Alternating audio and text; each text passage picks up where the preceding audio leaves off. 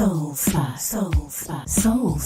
Welcome to the Soul Spot Collective with your host, Lara Bell. We are here to dig into all things creative and urban muse. Don't forget to be happy. Sometimes we find ourselves so hungry to share our art that we forget about the happiness that we feel when we're in the flow of our art. Soul Spot.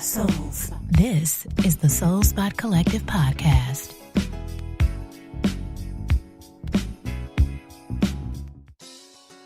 Welcome to the Soul Spot Collective, where dreams have no limits and creativity has no boundaries.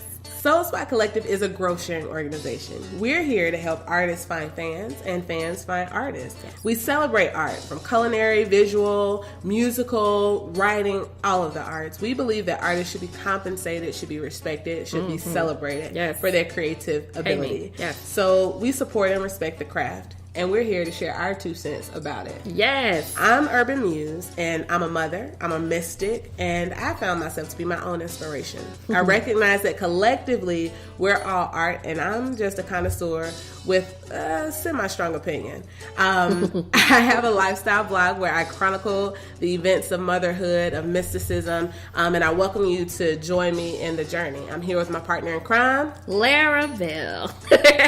Hey, everybody. I am an artist myself. My creative journey started professionally about 8 years ago. I started doing backgrounds for an artist and then decided that, since I've been writing songs since 2nd grade, I wanted to be an artist myself. So I put together shows and started working on my first album in the meantime, which came out in 2011, and have been a part of the artist world since then. So just like Urban Muse already mentioned, we are here to dig into all things creative and to really bring together a community of folks all around the world is the goal. But we'll start with America is our first goal, to really engage in conversations that incite, that kind of like make dreams come true in our way. Because I know for us, we've always had these great conversations that have just led to new things, including the idea for this. And we wanted to make this available to everyone.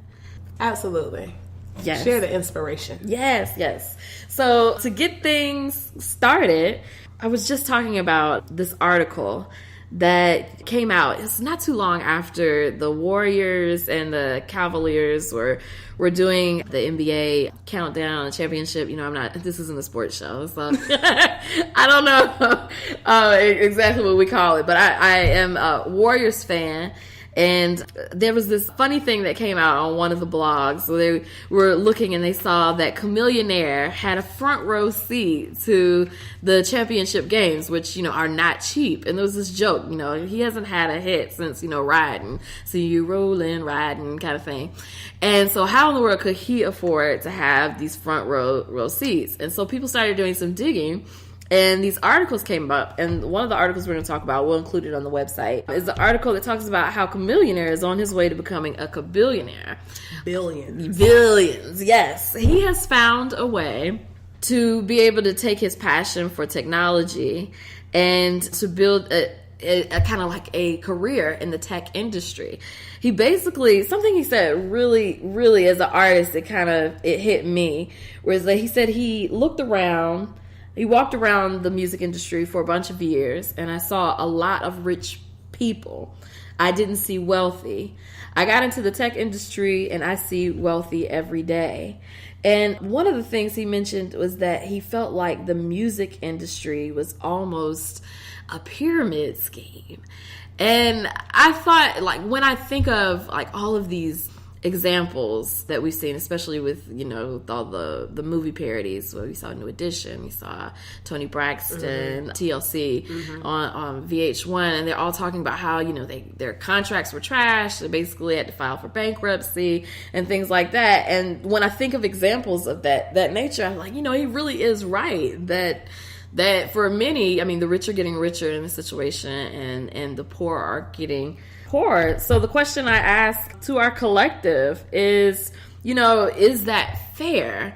For a chameleonaire, he's been able to find some passion in another industry, and it looks like he's taken his music dreams and kind of, put them on the shelf for a later time. But for those who don't desire to do that, is that fair that it seems like it's very hard to make a decent living as an artist?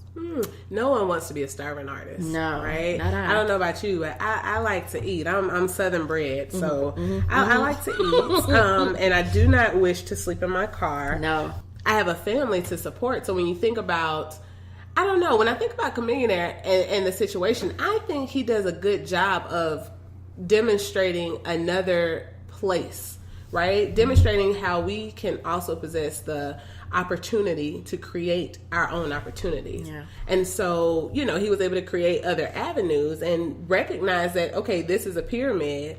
Okay, I may not generate wealth from this, but I can take us to be responsible for wealth generation. What do you think? I think you're absolutely right. I mean, I think for his example, this could be an instance of he identified something else. Maybe he thought his passion or he thought his dream was to be this hip-hop rapper. And then when he was in the industry, it seemed like from the article, he's a very intuitive man. He asked a lot of questions and he looked around and he identified a new purpose that was actually more connected to what he was drawn to. You and I have had some conversations where, some people are attracted to the art.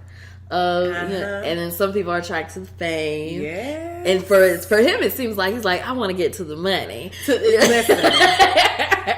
dinero. Get to the money. Yes. So I think for him, he said, let me get to the money and I'm going to find it here in the tech industry. And I think it's important though to know the why. Yeah. Now, if he has this art, this gift that he wants to use to generate more money because that's his why. Like he's doing this because he wants a check. Yes. I don't judge that. I think that's okay. And perhaps he used his art as a vehicle to get to that. But I think you have to know the why. Like because I think we could all agree that some people are in the industry. Some people are artists because they want popularity. They want fame. They want notoriety.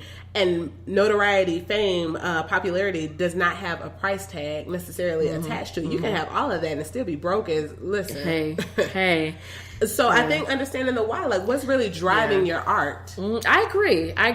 But I think the article also brings up these feelings. Like it kind of makes me think of, I saw something not too long ago where Pharrell was saying for that song, Happy. We heard Happy everywhere. Like you're sick to death of that song. But still with groove. Yeah, true. True. I mean, now it's past. You give it a little time and then you come back to it. Like, this still hits hard for me. I'm going to you cleaning up the house. I'm going to give it a chance, But he said that he didn't get but like $2,000 in royalties for this song. So I understand Chameleonaire's situation, but I think there's a real like let's say I'm a songwriter, which I am, and I don't necessarily want the fame. I like being in the background. Right. Now, because of the streaming services and what's happened, like songwriters can't make a decent living off of just being songwriters alone. And I mean, this is something we probably could get into a little bit later because I think we talked about maybe inviting someone like a entertainment lawyer there to get into the logistics that maybe that we there are opportunities. But when I hear things like that, it's so discouraging, especially when, we both know some amazingly creative people who basically have to hold their gifts on shelf. Because they don't see the financial benefit or opportunity of releasing it to the world, I was talking to somebody in the studio the other day, and I asked him, how many albums what album is this for you? Because I was helping him with the song, and he said, well, technically I have 4 albums, but I've only released 1 because my fame hasn't gotten to the level that I want it to be before I release the rest of my work. And part of me was like, why would you make this work and then not release it out to the world? But I understand his need to protect it in a way, because like when you're at a level where you haven't reached a certain level of fame, your work can easily be taken and given to another another artist or disregarded. So he values his work enough to hold on to it until it's the right time or until he has the right vehicle to be able to release really it. Interesting. I wonder what would happen if the time didn't come. And you have this gift because, see, now being an art connoisseur, yes, right? I don't get in the studio. I sing in the shower. I sing around the house. Yes. I dance around the house. But we don't need to share that. The publicly. tambourine. Listen, I got the tambourine. If you ever need the tambourine or triangle on a track, you better holler at Urban Muse. Listen, I hold that thing down. I'll make it look good too. Mm-hmm. But as a connoisseur, I am hungry sometimes for art. The artists that I really like, the people that I really follow, that I follow from the very beginnings of their career, I'm sitting on the edge of my seat waiting for that album, even if they aren't mainstream yet. I love the underground. I'm waiting for it. And so to me, what would happen if he never shared that piece of himself, that never contributed that artistic morsel to like the collective? Yeah, I mean, well, it makes me think of Prince. You know how Prince had this whole vault of work that, I mean, yeah. And we only got like a handful. That's the handful that we got was a lot, but we only got a handful of what was there. And I'm telling you, they're going to be like releasing music from Prince forever. I mean, Tupac had a boatload of work that was, unreleased. But those are things that just, I guess, they only have, a certain amount of product that they can come out with, and then they release at that time. But in the instance of Prince, I think he was withholding too, until he could find the right vehicle to release it. That's good. So it sounds like there's a strategic component to artistry. Yeah. And when art meets strategy, and it's being strategic, there's an art form to being strategic just in itself. Yes. That's my all things. I'm art. with you. Yeah. But when artistry meets strategy Yes. and knowledge, I think that kind of coupled together can help really fuel careers. It can fuel and help guide whatever the why is for artists. That knowing can help guide it.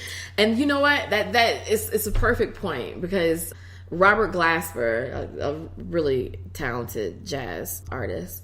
If you don't know Robert Glasper, give him a shout. Just look it up in any form in which you get your music. But he had a great post where he was saying that to let your improvisation be on the stage, not in your business. The business of music is the business of music, but don't improv your career. We're writing. Okay. I'm writing it down. That is brilliant. But it's the truth. And you know what? You have to be strategic, like you said. And that is taking your gift seriously too. Yeah. When you're serious about your art, your craft, your gift, your talent, then it requires something else. It's not good enough just to be gifted or artistic. That's great, but in order to monetize it, especially if you want to make a life and a living off of this, I think being strategic is very important. Now, I don't know the how. I don't have all the nuts and bolts. Perhaps we can consult with experts. Yes, we can get into it. On that, but I think it's important to treat it like a business too. Yeah. But don't neglect the art. Don't get away from what drives you. But it's important to consider the strategy. I think we definitely some good points. So that was the idea with Chameleonaires. Like, what does that mean for the music industry and all artistic industries now? How it's evolving. We've got this online commerce environment that is putting major businesses out of order, and there is an opportunity there for independents like Chance the Rapper to captivate an audience and to make a living, and to not have to be a part of a record label or things like that. And same as opt for a painter, or that if you find audience for your product, you don't necessarily have to go through the corporate, way to get there. So maybe that's something we could talk about. And that's why we're here, because we love the collective. We care about it. We contribute to the collective through both of our artistic streams, right? Yes. And our goal is to connect fans with artists and artists with fans. Yes. So just in case you don't make it that way, well, we have a group here that you can get in with the collective. Absolutely. I was watching something with Issa Rae, And, you know, Issa I used to watch her as awkward black girl on the YouTube because I am an awkward black girl, and I totally related to that. And she was having, I think it was an interview with Roland Martin, and she says a lot of times we tend to look up when we network, but we don't look across.